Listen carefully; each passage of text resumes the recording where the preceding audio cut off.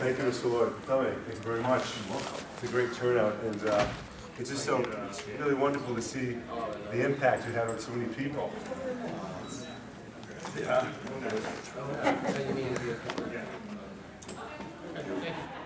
Amazing with Back to the Future. As you probably all know, it's the 25th anniversary. And I still run into people sometimes every day that come up and say, had seen the film when it came out, when they were in their adolescence, and now they have children who are seeing it for the first time. It just keeps going on.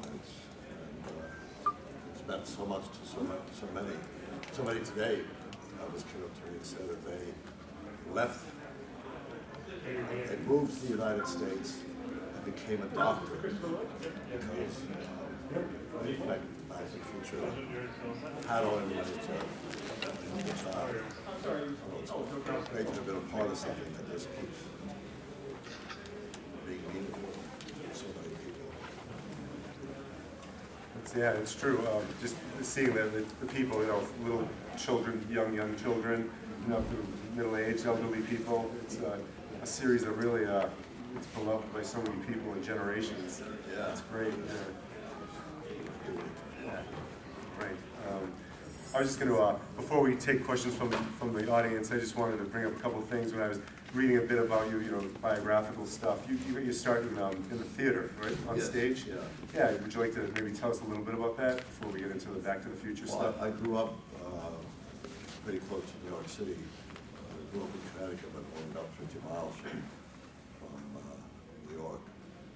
And I was always going back and forth growing up.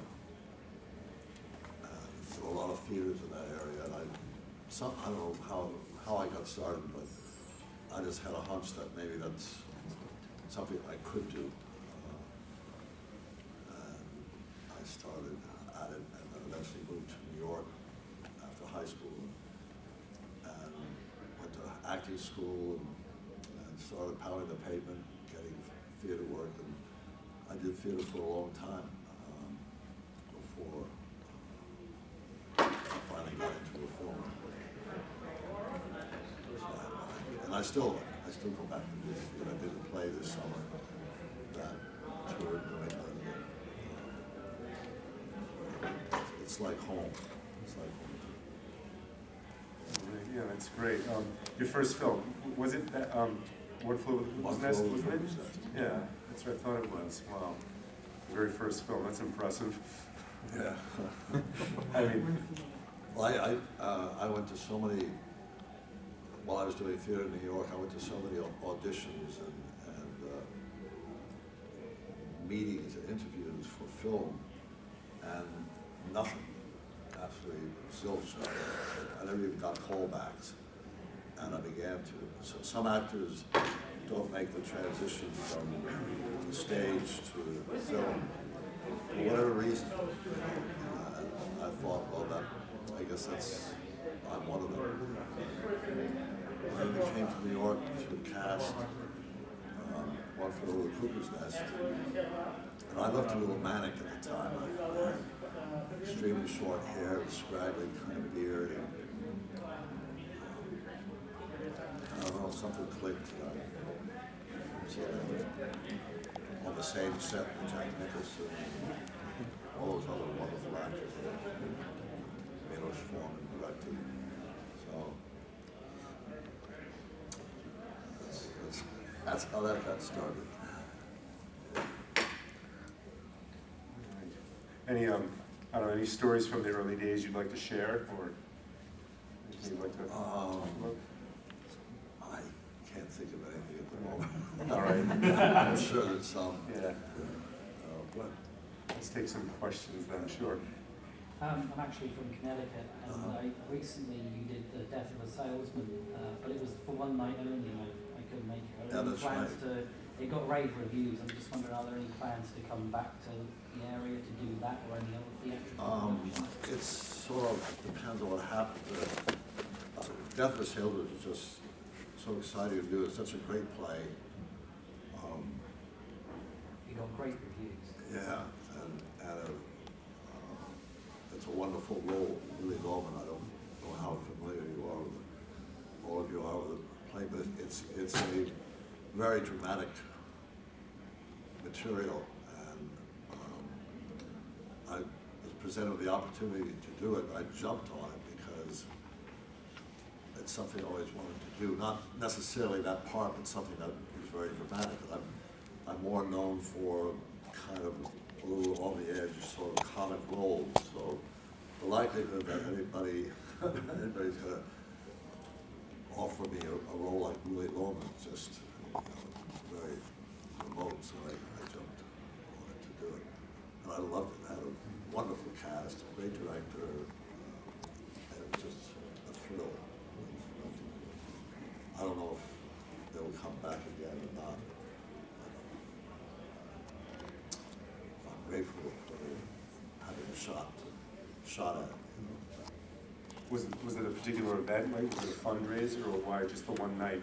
Oh, no, it's, we played in a theater in Weston, Vermont. There's a theater in Weston, Vermont. We played there for 3 weeks, and then we took a 2-week break and did a tour all around the one and two night stands. Okay, I get you. And just outside of Boston, we played a couple of shows. Yeah, we played a tour. Yeah. What role do you have in the show, Martin Family now? It's created by Christopher Lloyd? Martin Family? Oh, that's another man. That's My another man. mistake, I don't I'm mind giving taking a lot of credit, but You're so good at that's that. not. It's a great show, right? Yeah, It no. was you, I'm sorry. I wish, Because it's so different than what we've done. yeah. Can you tell us anything about the Witches of Oz? The Witches of Oz. I was the wizard.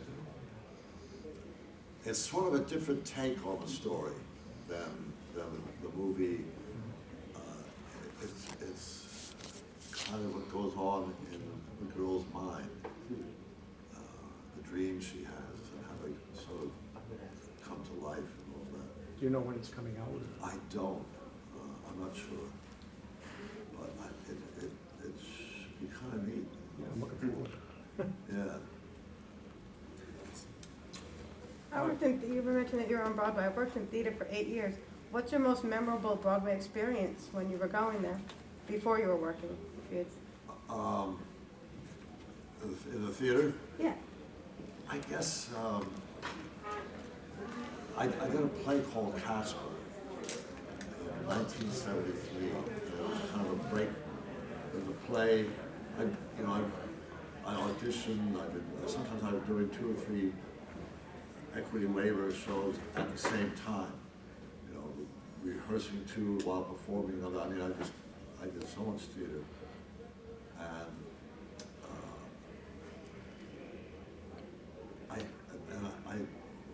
I do one part or another, but I got a call to do this play, Casper, off Broadway. And I picked up this, I went to the drama bookshop and bought the play, and I read it, and it made absolutely no sense to me. It was like spinach. It just nothing, and I read it over a couple more times, and I realized what it was about, and I just thought, I am the only person in the world who could play this. And I went into audition, and I got the part.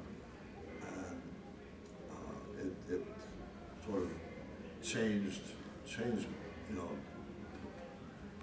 propelled me along in my career. So it was nonstop.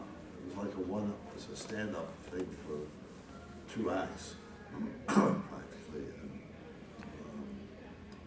had a German director who was like everything had to be very precise. There were a lot of little scenes, and you had a stopwatch, and you had to get those scenes done in 1 minute, 19 seconds, or whatever. And he'd find me at lunch. Well, we'd have a lunch break, and somehow he'd find out what I was doing. He was relentless and never stopped. There was so much to memorize, but it was an amazing experience. Christopher, you are an exceptional actor with a wide range, but how did you get the role as the Klingon commander in the Star Trek? I don't know. I hadn't done much film before then. I hadn't done the Back to Future. I'd done Cuckoo's Nest and Reverend Jim, but that was TV, and maybe a couple of other things. Who Framed Roger Rabbit? Well, that came later. That came later. I mean, you can't picture anyone else in that role, but I can picture like Gene Roddenberry at the time picking you as the first choice. Somehow they've had a hunch. 'Cause I meant to. I've been meaning to ask. What's his name? Rick Berman? Huh? Rick Berman? No, Spock. Leonard Nimoy. Yeah, because he directed it. Yeah. He directed that film. Why me? I love doing it. I mean, it was such a delicious I mean, thing. you're exceptional in it, but I just can't picture them saying, we must have Christopher Lloyd Yeah, for I this don't role. know. Something they were on to me. But yeah, I loved it because that character was so bad, so evil, and had no conscience. Was it much of a It stretch wasn't- for you? Huh? Was it much of a stretch? Stretch for you. I didn't feel like it. It didn't come quite naturally, but I loved doing that. I loved it. It was worth the 4 hours or so of makeup. I used to get to Paramount like 3 in the morning or something like that. Wow. For them to put all those pieces on and the costume, the wig. I loved it. This is just an aside, what's that, 6 degrees of Kevin Bacon, is that what it's called? Yeah. I swear everyone, this should be 6 degrees of Star Trek or something. Everyone I've interviewed today has been on Star Trek and has had that makeup or something. Yeah. It's funny, yeah, it's really. It's had so many spin-offs and Yeah, yes, that's true. films. I mean, Yeah. yeah. As you all know, 5 years ago, the remake of Willy Wonka and the Chocolate Factory came out. But I saw another video on the internet with you as Willy Wonka. I think it was a horror trailer of the Everlasting Gobstopper. So, I thought it was kind of hilarious, maybe for a promising movie, but I don't know if that there was any plans for that. How did that come to? I know. I wish it would be. I love. You were Willy Wonka. Yeah, it was a lot of fun. I just came up with one day shoot for the whole thing in some decrepit warehouse in West LA, East LA. It was hot. I remember it was hot and sweaty, but there was a lot of enthusiasm. We shot that. Was it a film? Or? He did. What's his name? Who produced it? What the Charlie and Chocolate Factory? No, they did his. No, produced. I can't remember. He's a comedian, actor, and he produces a lot of films. And these were like separate, like the trailer for a new film. That's what it ostensibly was. And there was it was like a workshop. They'd think of a film title and then create like the trailer for it. And it would be 1 day shoot, bus fare, that was that. Okay, so that was mainly like a joke, right? Yeah, it's like a joke. But there was always speculation that maybe it's, I was wondering, is this really yeah, good? maybe they'll make a film out of it, but it didn't happen yet. I was just going to say about, you said you had to go through all the makeup for Star Trek. How did you come on with like learning the Klingon language? You just learn that through the lines, or? No, I was stunned because they had a book. Yeah. They had a book of the Klingon language, Klingonese or whatever, and it had a full vocabulary, grammar, a pronunciation. I mean, it was like you go out and get a language book in Greek or something. It was that, that. It was a textbook. Did you learn it phonetically? Is that? Yeah, phonetics were there, just like you look up a word in a dictionary. Pronunciation. It was all worked out. And I just repeated it, over and over. I don't remember if there was anybody else who spoke the language. But I was amazed about this book. When I was doing a little bit of research for Mr. Lloyd, and I remember seeing him in Star Trek, and there was a link, and I don't know if I dreamt this or not, I can't believe it, but there's a Klingon Christmas Carol and a Klingon opera. And you go to YouTube and you can see Klingon opera, and it's just dreadful. It's just the worst thing imaginable, I swear. It's amazing that people perform Klingon opera. It's bad. Really? Shakespeare? It's just, I don't know. Well, I guess. As a student of the arts, I was wondering, do you write a backstory for your characters, or do they give you the backstory of the character that you're going to play? Not often. I mean, every once in a while a director may want to talk about the backstory. But mostly I just kind of get a feel of what I need to make the character believable. And sometimes backstory doesn't, you know, and sometimes I feel I want to really think about where did this guy come from, and what circumstances did he grow up in, what were his important relationships. It just depends on when I read the script, what I feel I need to do to make it work for me. You have any Addams Family stories for us? Well, I grew up with the Addams Family, and the New Yorker magazine came to the house every week. Who? The New Yorker magazine. Oh, yeah. And Charles Addams Cartoons. had his cartoons in it. And I'd open it up, and Uncle Fester was my favorite growing up as a kid. And there was something so bad about it. Kind of nasty, mischievous, and the booty face, and that round body. So I grew up on the Addams Family with the cartoons.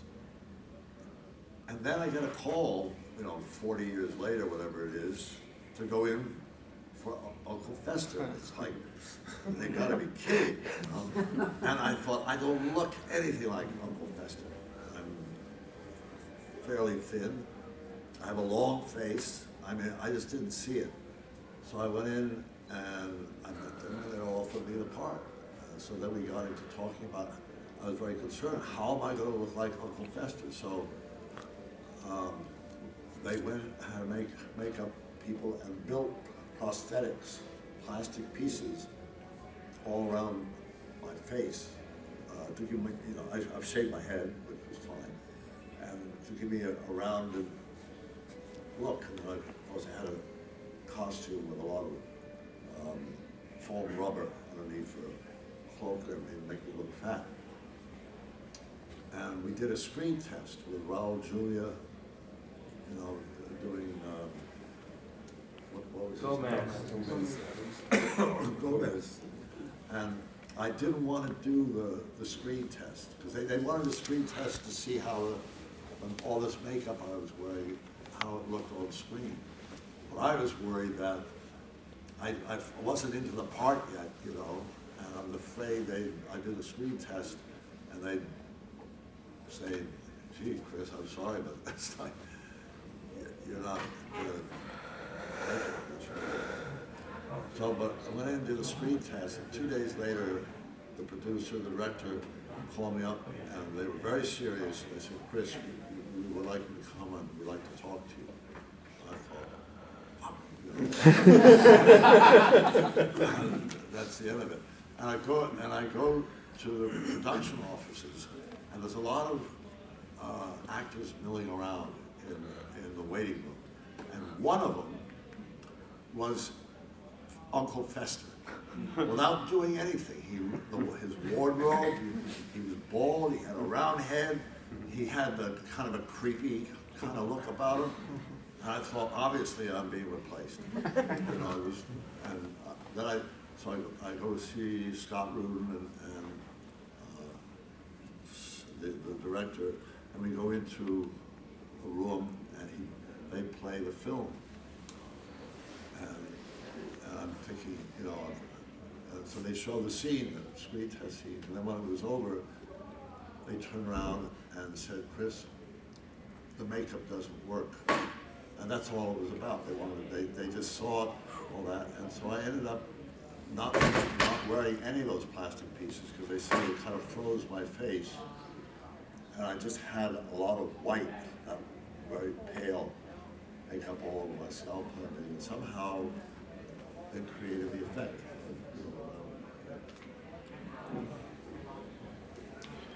What was the most challenging take for you as an actor from the Back to the Future trilogy? Back to the Future? What was the most challenging or difficult to do, that you felt like?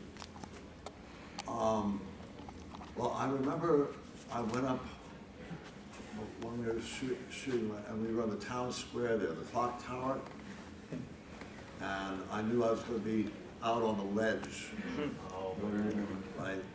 And I went up there, and I didn't stand on the ledge. I went up there, nobody was around. I just went up there to, you know, see what it's going to be like to be up on that ledge. I kind of got out on my knees to go out on the ledge. I thought, I cannot stand it. I cannot do this. This is just too scary. I knew I was going to have a cable. I always had a cable that I was attached to. You know, in the event that I fell off. And I went to Bob's Zemeckis, and I said, Bob, I can't. I can do the scene, but I've got to be on my knees. And he didn't even acknowledge it. He said, no. I told him, no fucking way. So I ended up doing it standing up. And so it took me a little bit. And then beyond that, there was a section of that whole clock business where I'm hanging on the clock trying to plug the wire in. And they did part of that in the studio. They built a replica, and they did part of it in the studio, but they wanted to establish that I'm really on a clock 4 flights up. You know, and so at night, one of those things that has a body, you know, what do they call it? Chair picker? Lift. Cherry picker. Yeah. Walked me up to the clock. There's a couple of people there behind the clock, and they attach the thing, and I'm hanging like that, and the cherry picker goes away. Very lonely. I'm just hanging there, and they had a remote camera with it. That was on the end of a long thing, shooting from that angle. But that was strange, because even though I had the cable attached, if I lost my footing, I would be hanging by the cable. You know? So that wasn't. That was a tough one. Does an actor of your stature still need to audition in Hollywood, or are parts written for you? You don't have to. I just auditioned last week. Once in a while it comes up,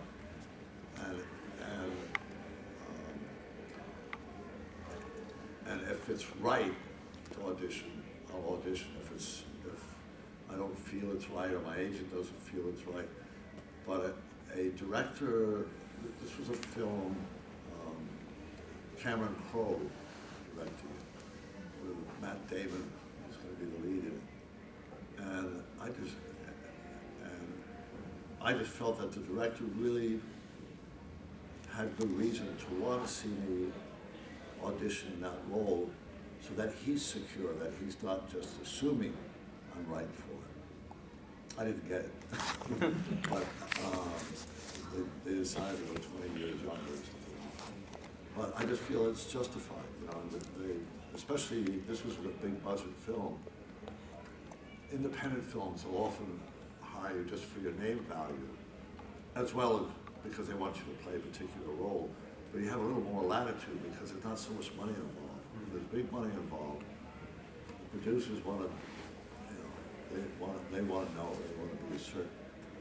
So in certain situations, I feel I'll audition. Or if something comes up that a role that I've never done before, no similar role in you know, on my resume, something entirely different,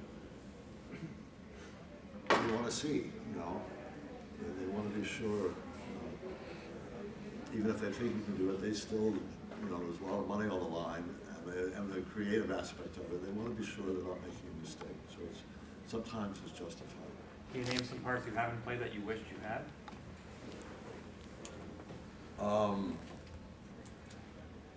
There's some parts, I did a lot of Shakespeare when I first started out in New York in the theater.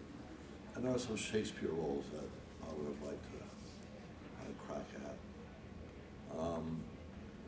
Not really, I don't have any set of parts that I wish I'd gotten and I didn't. The phone calls, I'm offered a role and I kind of play it like that. I don't try to guide my career necessarily. I try to avoid doing something that's, you know, I get a certain number of offers to do parts that are obviously like Reverend Jim, you know. They need a stoned out, you know, whatever. Get Chris Lloyd, you know. And very flattering. I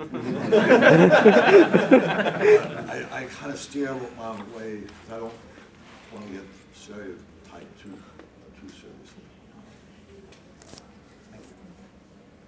If you could go back to any of the Back to the Future movies, would you do anything differently? Like, did you want anything to turn out differently than it did in the movie? I don't think so. I had so much fun with that, and it was so well written, and wonderful cast. Michael was just great. You know, we had a chemistry that we didn't have to think about. It was just there, and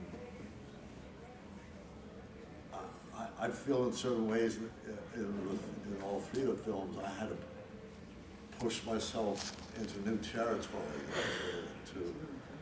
So I felt I was fully challenged, and I felt, you know, that everything was there for me when I needed it. So I don't have any. There was a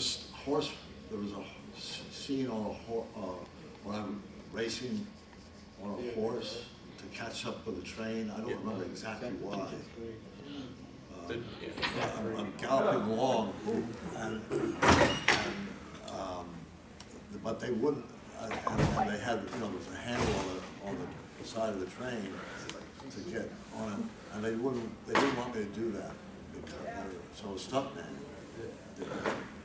But there was a moment when I was riding along, and I was right next to it, everything was going perfect, and I knew I could do it. I knew I could do it. But it was still, what if?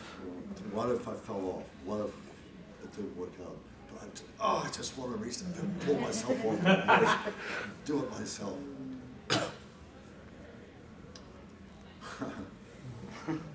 Recently, the footage, there was footage with, was it Eric Stoltz who was originally cast? That's right. Yeah. Did you do any scenes with him?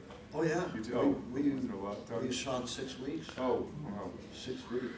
All that whole scene in the beginning in the parking lot. In the mall. Yeah, out in what's the name of that area? I can't remember. Huh?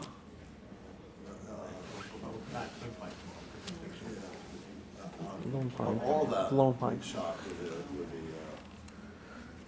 the guys with machine guns and all that was shot. He was in that with footage. Eric Stoltz. Yeah. And some other scenes besides. Oh. And then one night we're out there. It was all night shoots, you know, from sunset to sunup. And one night we broke for lunch, so to speak, around 12:30. We came back from lunch, and all these guys in suits are standing there, and Spielberg is there, and all that. So right away, what's going on? And Bob Zemeckis got up and just announced that Eric Stoltz was out. Michael was going to replace him, and it was really sad because Stoltz wasn't. I mean, he was a good actor, very good actor, and he was very good at it. But they watched dailies for 6 weeks and just felt the part needed the kind of comic flair that Michael has, and that was, you know, they had to have that. So it's, I'll never forget that. It was like a funeral. In the middle of the night, and Michael came in, and I was really worried about it because it was the beginning of the film, of the first film, and I was, really working my ass off to really nail it, because it was a big role, a very different role that I had done. And I thought, my God, I've got to repeat, I've got to do it again. It's like, I just didn't know whether it worried me, but it worked out. How did you get the role for Doc Brown in Back to the Future? Well, I read it, and there's just something I find it amazing. Certain kind of scientists who work on some theory or some problem that is so complicated and so difficult to grasp for us. There's an Einstein out there who comes up with E equals mc squared, which almost explains everything, and the process, the mental process and the excitement of discovering something, I felt was very much Doc Brown. And so I used Einstein. I read biographies and all that about Einstein. And at the same time, he was kind of there was a story that he was on a ship. Einstein was on a ship going transatlantic ship. And somewhere along the way, one day, nobody could find him, Einstein, his retinue. People go, where the hell is the guy? And so they go looking all over for Einstein. They find him way down in the bottom, the cheap seat, so to speak, way down the hole. And he's playing with a pinball machine. And he'd never seen one before. But like a child, he's down there, discovered a pinball machine. I just thought, that's a lot of Doc Brown. He thinks up the solution to time travel when he was doing something in the bathroom and he fell and knocked his head on the toilet. Hanging the picture. Hanging the picture, he falls, hits his head, flux capacitor. But that happens. I mean, that happens, So that inspired me. And there was a conductor who, in the 50s, 60s, 40s, his name was Leopold Stokowski, and he was a brilliant man and an innovator. He conducted a piece called The Planets by Louis Holst, and each it's made up of several pieces. Each piece describing in music one of the planets, like Mars is war, so he wrote very warlike music for that, etc. And there's a picture of him on the album, like from 33 to 3rd, back in those days, and he's standing up, and the solar system is revolving, and he was standing like that with his baton conducting, and had this white shock of white hair streaming back, which was him, really, white hair going back in his profile, conducting with the universe.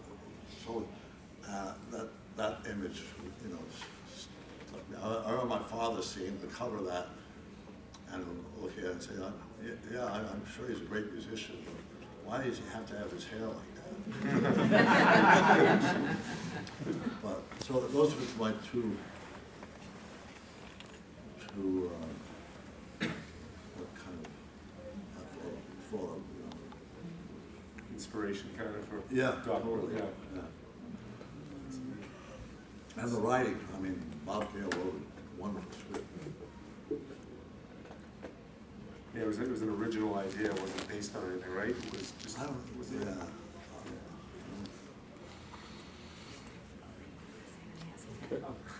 if I may. In Japan, the true craftsmen that do the samurai swords by the old method and everything are called living treasures. May I say, sir, that having thought about you the last 2 days because I was coming here, you are one of our 10 probably living treasure actors, and I know you're too shy maybe to accept that, but I did want you to know.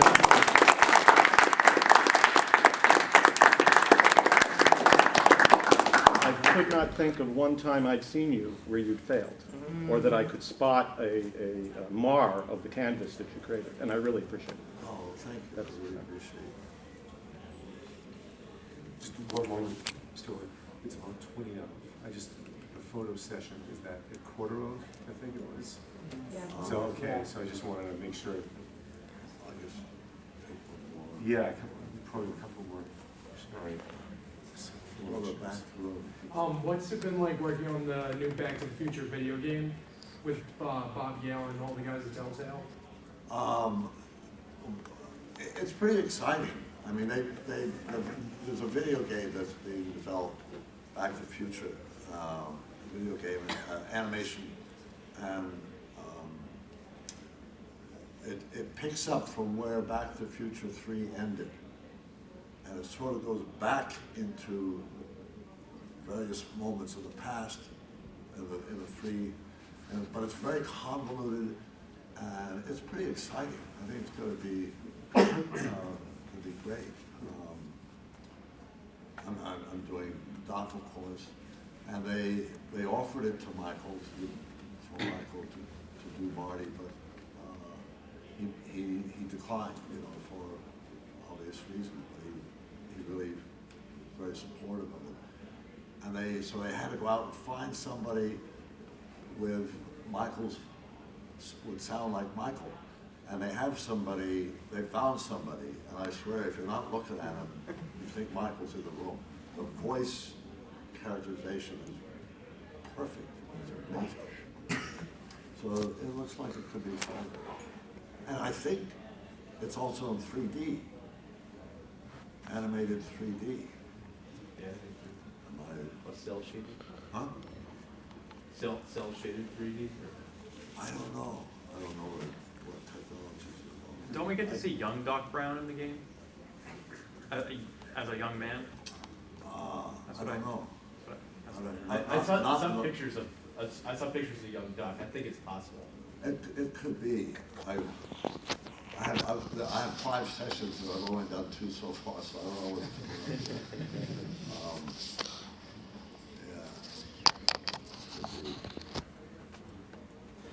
If I could go back to Cuckoo's Nest for a minute, I read a story online about how one of the crew members during filming accidentally left a window open, and one of the patients fell out, and there was an headline in the paper the next day: "One flew out of the cuckoo's nest."